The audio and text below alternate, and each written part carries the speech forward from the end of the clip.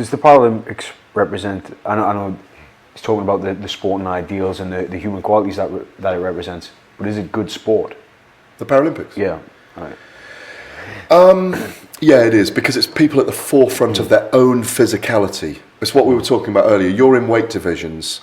Yeah. These are people banded together in very similar bands of physicality. I think that's what troubles me slightly about the Paralympics as a sporting format.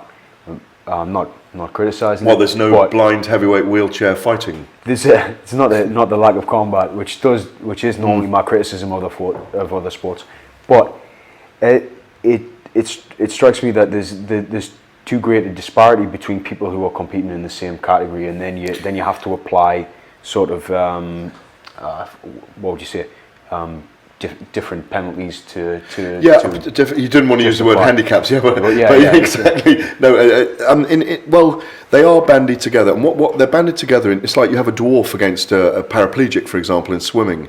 So what the way it's done, it's very complicated, the classification system, and it's evolving all the time. Is it's done on disability and functionality with that disability within the sporting discipline, which is why you have a dwarf who gets lactic acids in their smaller limbs quicker than someone who's paraplegic. And I think there's a duality to the Paralympics, and this is why I cover it really, that it's the triumph of the human spirit, and we are seeing people at the forefront of their own physicality, and the backstories are incredible. That very, very often, the amazing thing about Paralympians is the journey they've gone through to get to where they are. The journey. There's a boy I wrote about, Paul Blake, whose dad was actually Paul Blake as well. He was Greedo in Star Wars, his dad.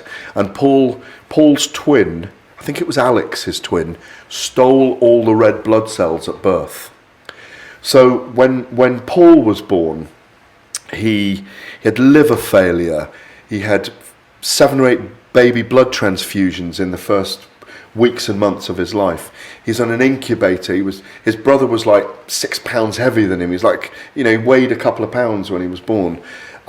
He couldn't walk till he was 3 or 4. He couldn't feed himself. And yet, when you saw him sprint age 21 around the Olympic Stadium in 46 or 48 seconds, it was just incredible. And my delight was in writing that story, that whole story, where I've interviewed his mother, where she said, we prepared for his death several times when he was a baby.